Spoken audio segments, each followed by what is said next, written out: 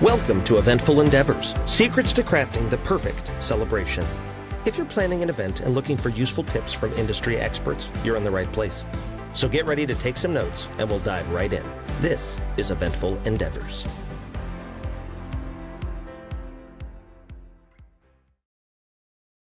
All right, welcome to another episode of Eventful Endeavors. I'm here with Lauren Tarnacki of Together in Grace Events. How's it going, Lauren? It's going good. I'm so excited to be here. Yeah, we're happy to have you. So we met at a wedding in the Dallas area a month ago or so, maybe. We played the wedding and you were the event planner. Yeah. It was a super fun one, and you just seemed perfect because you were so easy to work with. And not all planners are the same, I would say. So you did a great job, and you were easy to work with. So I figured we'd try to connect. And it's all about kind of supporting each other and helping each other and having the good people find the good people. Yeah, absolutely. I'm all about like the wedding vendor community. It's so fun when you can actually work together and it just makes for such a cohesive day. And then just building those relationships is so important. I mean, I'm in Alabama and you're in Texas, but it's still great to have connections all over the place because who knows, maybe we'll get to work together again. Yeah, for sure. And I mean, it's a really strong industry, but there are so many different vendors, and a lot of times people that are stepping into weddings or events of other kinds are unsure of where to start. And usually, one good lead, such as a planner or a doing pianos company, can lead to other good choices. So it pays to have that networking connection for sure. Yeah, absolutely. So tell me about yourself and your business, from your first wedding to being inspired by J Lo to ending up in Alabama. Yeah, so I am actually from San Diego, California. I lived there most of my life, so I feel like I have a very, very chill, laid back personality, which I think is like the complete opposite of what most people think of a wedding planner. But I'm more of just like a go with the flow, kind of quick on my feet type of person, and I very much so feel like that San Diego West Coast style helps me to be a little bit more of like I don't know, just the peace in the middle of a storm on a wedding day, you know? Absolutely. But I started wedding planning when I was 21. I had kind of grown up watching The Wedding Planner, and I love J Lo. It sounds so silly, but I saw that movie and I was like, I love what she does. That's what I want to do. I wasn't like a college superstar. I didn't get a degree. I had a friend who was getting married and she was so kind to just let me go for it. And really, I just threw myself in the fire and I learned so much as I went and it was amazing. I mean, I look back and that was 10 years ago this October. And I've come so far since then, but I will forever be grateful for the faith that my friend put in me to get started. Nice. So Yeah. you ended up moving to Alabama, and that's where you actually started forming, kind of committing to it and forming your company and your event planning. Yeah, so I did just a couple years of, I only did maybe like 3 or 4 weddings, just for friends, just kind of freelancing and getting my toes in the water. And then I moved to Alabama 5 years ago, and my husband and my son and I, we just kind of started fresh. We wanted to be somewhere different. He had gotten out of the military and we just wanted to live in South. So we moved to Alabama and I studied what Southern brides were like, which is very different than a California bride, I imagine which so. is very cool. I do love my Southern brides, and I knew I wanted to have my own company and I wanted to implement my own style. I wanted it to be very like true to who I was, like my heart and my style. And so I do. I think I have this really good mix of that West Coast, maybe modern design, but also that very like heart-filled Southern hospitality style delivery. So it's kind of a culmination of my life experiences, and yeah, that's just kind of what I try to push through with my work. Nice. Well, it definitely reflects. I can now that you kind of explained that, I can see that in sort of how you were running things at the wedding a few weeks back. So let's dig more a little bit into the kind of the industry trends. So, are there any trends that you're seeing in like wedding event industry in your area that's maybe different from California or different from a year ago or 10 years ago when you started? Definitely. I will say that the South is a little bit slower to trends. I think that a lot of the bolder trends kind of come out of the West Coast. Um, so I feel like what might be trending now isn't exactly what's trending on the West Coast. But I am seeing people here start to loosen up and step away from the traditional uh, design elements. And I think that they're just starting to get a little bit more bold with their color schemes and like their floral arrangements. Every time I have a client, I try to push them to be unique with the decisions that they make. So right now I'm seeing a lot of fun and funky flowers and just design elements as like tablescapes, like fruits and rocks and different elements like that that are really kind of pushing that design envelope for traditional weddings. And we're moving more into like an art form. And I love that. I'm all here for that. Yeah, I think I've noticed a bit what you're talking about, and I actually think at the wedding we met at, they had some of that, or you did, I guess. You sold them on some of those things maybe, Yeah, because there was I remember the fruit on the table. It was really beautiful. yeah, definitely. I love that. Cool. Cool. So what about versus 10 years ago when you did your first couple of weddings versus now? I mean, has your approach changed? I imagine it has. I'm a lot more organized. Yeah. I honestly didn't really know what I was doing. I was just kind of like there and ready to step in however and whenever I could and just make sure like the timeline was flowing. But today, yes, I am so much more organized. I've got some systems in place. I just think that when you do it for so long, you get that experience, you gain that confidence, you know what to expect in a wedding day. You're mentally prepared for, plan A, plan B, and C. Mhm. And I just think that I'm a lot more confident now as a planner and as a person. So I think that, that level of comfort has just grown as a wedding planner through experience and with time, working with all sorts of people and just learning what works. But I will say you have to be flexible. Every client I take on, I try to have the same process, but no one works the same. So you do have to be flexible in the sense that not everyone works the same as the last person that you worked with. Certainly. So on that note, what advice would you give to someone who's just kind of starting on their wedding planning journey? What advice would you give to yourself 10 years ago if you could? Yeah, I would say that the first thing is to really like lock in your systems, like your booking systems, how you onboard clients, like your emails. Just try to have like a firm foundation of what it's going to look like to get bookings and how you're going to communicate with your clients, how you're going to organize all of your documents and all your files, and just whatever works for your workflow, just making sure that that's locked in before you take on too much. Because if you're taking on too much and you don't have a good organizational system, you're going to get overwhelmed. And it's easy Oh to get yeah. overwhelmed in this industry. Yeah, absolutely. That you're kind of playing with fire in that regard because this is Yeah. something somebody's pouring a ton of their life and often funds into. So if they're relying on you in a big way. So I totally get that. Organization is super important. There's a lot of back end stuff people don't realize. With probably a lot of industries, but ours as well. Mm-hmm. It's not all for us. For example, it's people see us playing pianos, lights, and stuff like that. But there's a lot that goes on behind the scenes as well. So I'm sure Yeah. that's very true for you as well. So if you had to give some advice to some couples based on the experience you've learned, what are some things that they should never do? Like cringe-worthy things that you hate seeing at your events or that you've seen at other events? That's such a good question. I don't want to hurt anyone's feelings, but the best piece of advice that I can give to couples is as nicely as you can, make it a point to share with your family, especially if they're paying for your wedding, what you want out of your wedding day. I know that there might be certain expectations from parents or grandparents, but you want your wedding day to be a reflection of who you are as a couple.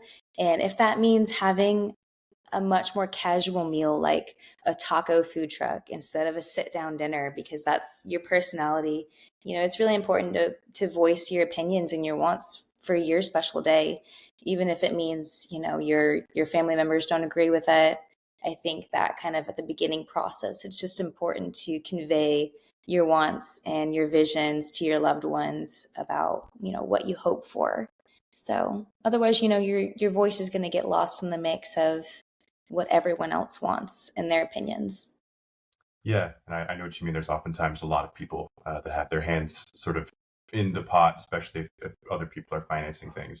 We Mhm. see that very often because dueling pianos is sort of a fun alternative, not non-traditional as well. And a lot of times we'll see, or I'll see, that the bride really wants it or the groom really wants it, but their parents don't. And so it's kind of this tug of war lockdown that happens. So I know Mhm. exactly what you're talking about. So this is actually a question that you kind of put into our little system here. What is your favorite part of a wedding day?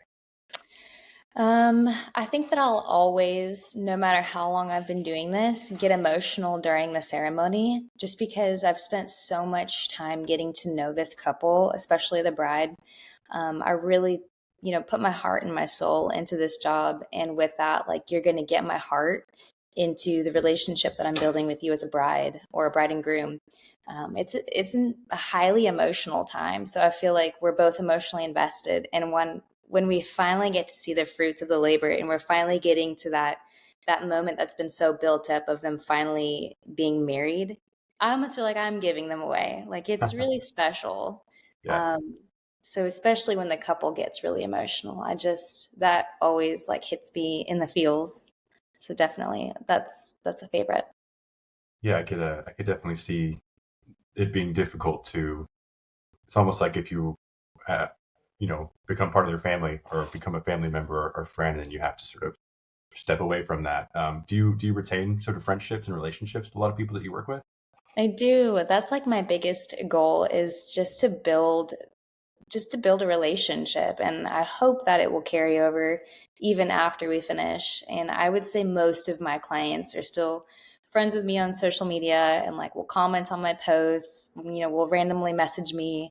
Most of my weddings come from referrals from former clients, which is a huge honor and such a compliment. So I do think that it's important to build those relationships, and anytime that I can continue to have a relationship with a client, it's like I feel honored. Yeah, I understand. So you're kind of talking about earlier some kind of bolder and more fun and funky sort of trends and styles opposed to new, more traditional styles, and even in different parts of the country. So, what's like a really fun or maybe the most fun or unique idea you've seen at a wedding or an event, whether you were planning it or otherwise? Hmm. Um, that's fun. I think that anytime you really have just those, I keep coming back to those bold like flowers and those really like artistic design elements. Whether you've got a tablescape that's full of just fruit, or if it's like all different colored stones and you're making your tablescape feel like an art exhibit. I think that that's something that people will definitely notice. I feel like I follow Pinterest trends all the time, so my mind is going in a million different directions. But Hmm. any just fun installation, whether it's like these huge hanging flowers or just, a bar that was tiled in gold rocks, anything that's like fun and different and just bold, I don't know, that kind of all stands out to me. Nice. And of course, having dueling pianos at your wedding can't forget that too. Yes, Yeah, that's a dueling that's pianos, that a was that was the first time, and that needs to be at every wedding because that was so much fun. yeah, that was a really fun one too. I mean, we do lots of weddings and they're all fun, but that one was up there for sure. Everybody was really having a good time. Yeah, I think it was made for you. Like you guys fit in perfectly for that bride and groom. Yeah. So you kind of mentioned this a little bit earlier, kind of your unique style or blending of styles, but you know, tell us about kind of what makes your service unique. Yeah, I think that for me, again, it's just who I am as a person, I think stands out because I am a relational person. I love to build relationships, and I'm not going to treat you like you're just another number, just another client. Every person that I work with, you're getting fresh ideas, you're getting like my full attention, my full heart and soul poured into your project. And I just think that that shows when you genuinely care. And I'm not saying that other planners aren't like that. I just know for myself that people have told me that they can see my work based on pictures or just by seeing the design because they can see my heart and soul put into it because it's different with every client. It's been made unique to each person that I've worked with. So I think that the fact that I'm able to form this relationship and get to know who these people are and create a design that reflects them, I feel like that really stands out. Awesome. Yeah. Just even my brief encounter at the wedding we met at, it was beautiful, and it was all the vibes were right from the design to sort of your attitude to it, which is why you kind of stood out. So can't Well, thank recommend you you. enough. Yeah. Well, thank you. So let's yeah. So let's get into some of sort of the details about how your business sort of works for anybody that's listening that might be interested. So how does your sort of availability and flexibility work, or how's your current availability? How far in advance do you book? Definitely at least a year. I'm really starting to get a lot more of full planning services, meaning anywhere from 10 to 12 to 14 months out from their wedding day. And I'm getting clients who want me there for, every decision that they make. And so it's really important because I don't take on a ton of weddings in a year. I have a small team. Really, it's just me. And then on the day of, I have a few assistants that I can pull in, but I don't want to overwhelm myself and I don't want to take too much on so that I can't give my all to each client. So, I only work with a handful of people a year. So at least a year, if, not more. Sure. Do you take bookings that are less than a year? Would you take somebody that was 6 months out, 3 months out? Yeah, I definitely would. I'm always going to respond to an email, even if I'm already booked, because you never know. I mean, I might still have availability. It could be an off year where, I haven't gotten as many bookings and I'm not as booked out as I am like this year, for example. Especially if it's an elopement and they're like, hey, let's go to Greece in 3 months. And I'm like, okay, let's do it. I'm there for that. Nice. So how is this year looking for you? What's your availability sitting like? Do you have a lot of availability, or are you totally booked out?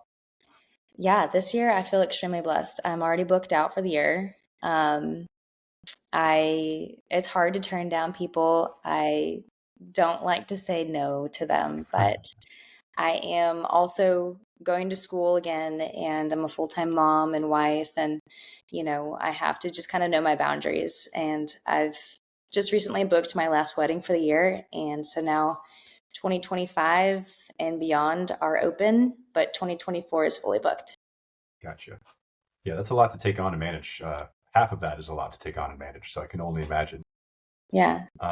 Okay, cool. So talk to me about sort of pricing and payment. How does your pricing sort of compare to maybe the industry standard or colleagues of yours?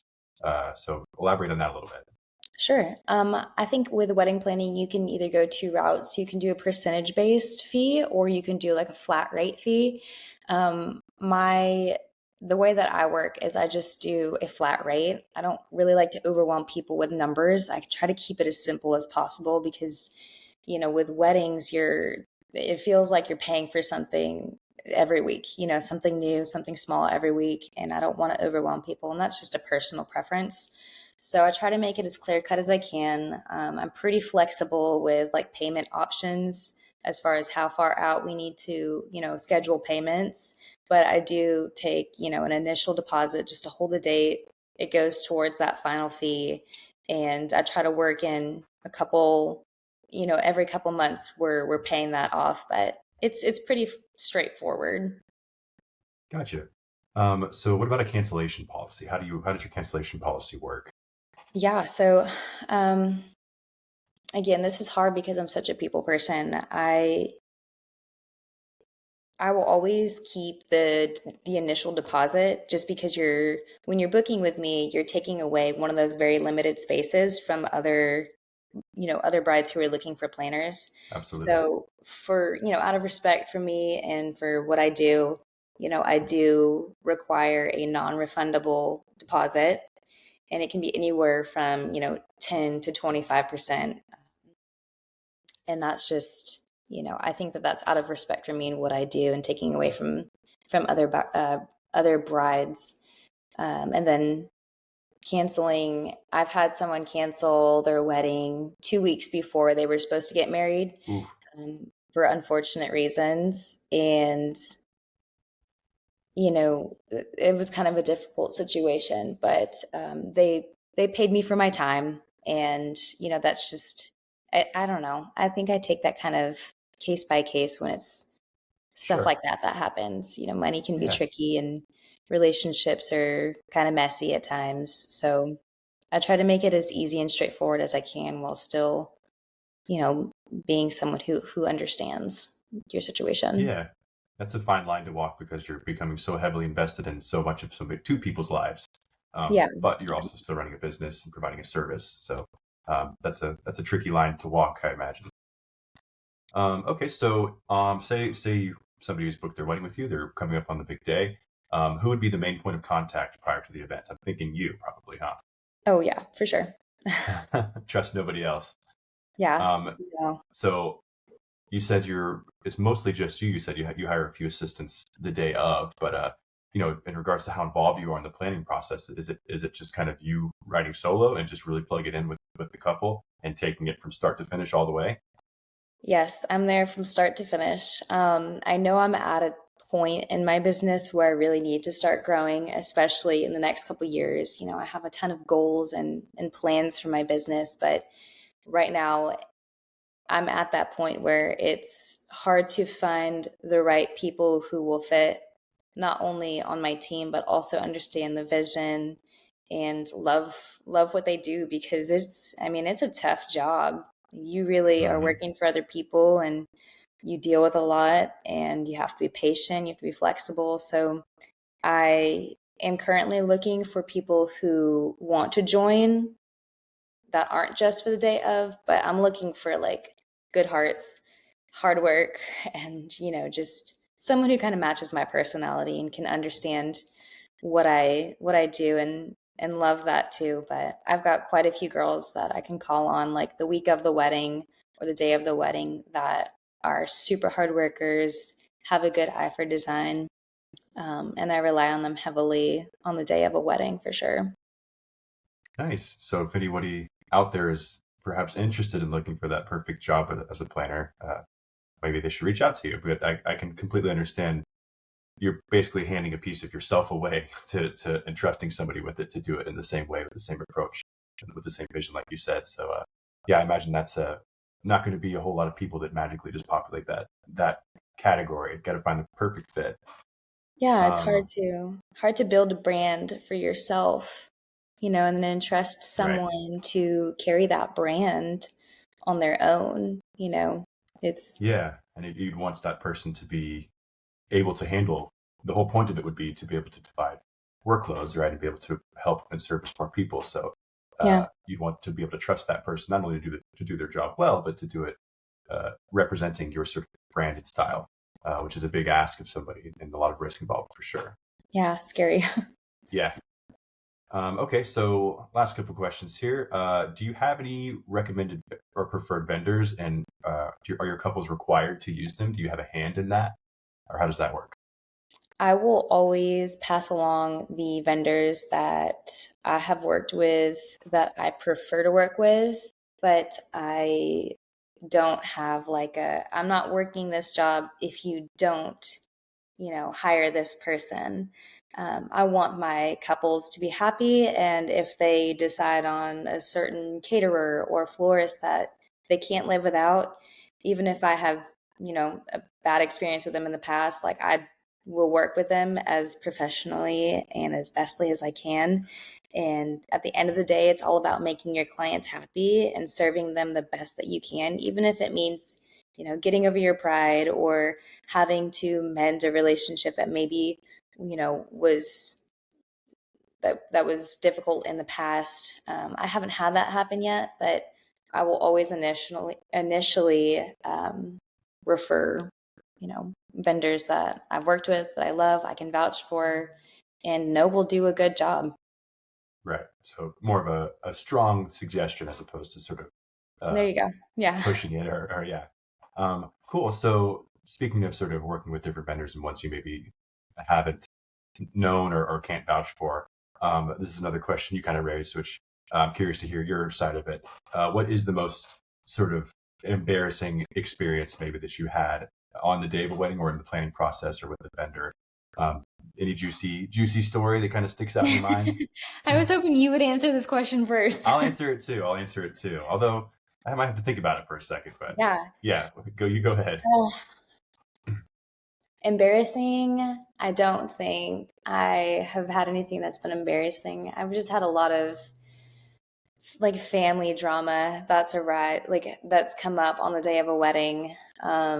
And obviously I'm not going to call anybody out, but I have Sure. had to be like that peacemaker and physically stand in between, two people and just try to bring peace into a situation for the sake of a wedding day and a happy couple. And that's a Wow. really hard position to be in, especially because I'm only 5'1". I'm not very big. And to be a peacemaker for two people who are over 6 feet tall, like that's hard. Yeah. Yeah. That's when you um, have to remind them it's to gather in grace. You guys missed the exactly. title. You missed the memo. You missed the memo hard on that one. But yeah, no, anytime that there's family drama, that's so hard, and it's always something that I'm looking out for too. It's one of the things that I have to talk about with my couples too before a wedding day, just so I'm like well versed. I'm like, who's going to be the crazy one on the day of the wedding that I might Mm, need to remove? Like, let me know. yeah. I don't know if I really have an embarrassing one that you want me to answer to. Maybe the most embarrassing was calling out the bridal party entry, and every name, I swear, it's like somebody concocted the hardest to pronounce names and then put them all on No. one page. And so I chased down the groom and had him go through, and I even wrote out like, phonically pronunciation notes for myself. And man, Yeah, I still did not do a super great job. Yeah, it was that's pretty rough. I terrible. was getting the stink eye. I did my best. They kind of sprung that on me the last second. I thought I was going to be doing that. So to be fair, I'm but so sorry. That makes oh, me it's cringe for you. yeah. And the worst was that it was a long list. So I've already built this, and I'm getting some stairs, and I've got 12 more names to go, and I'm just standing there awkwardly. How dare It them? was, I know, it was not cool. Oh, Um, but awesome. Well, it's been awesome talking to you. Thanks for doing this. I know also if anyone's listening and wants to book with Lauren from Together in Grace, and you mentioned this podcast, I think you said you'd offer a 5% discount for planning services, which is super cool. yeah. So can't recommend you enough. Your 2024 was full, but like you said, 2025 is open. So really appreciate you. We'll have all of Lauren's information with this posting, her website, contact, and all that stuff. So if you're looking for a wedding next year, you know who to call. Yes, thank you so much, Andrew. I had so much fun. I feel so honored that you asked me to be a part of this. So thank you for Yeah, your time. absolutely. I had a great time, and I'm hoping that, we can get a reunion. Let's do another wedding soon. Yeah, let us know. You know who to call. You come on down to But Alabama. I will. But all right, Lauren, I'll talk to you again soon. Thanks. All right, thank you so much. Thanks for listening to another episode of Eventful Endeavors, Secrets to Crafting the Perfect Celebration. We hope to have left you with some actionable ideas for your own event. If you like the show, please subscribe and definitely leave us a review. We read every comment. So until next time, happy planning and see you soon on Eventful Endeavors.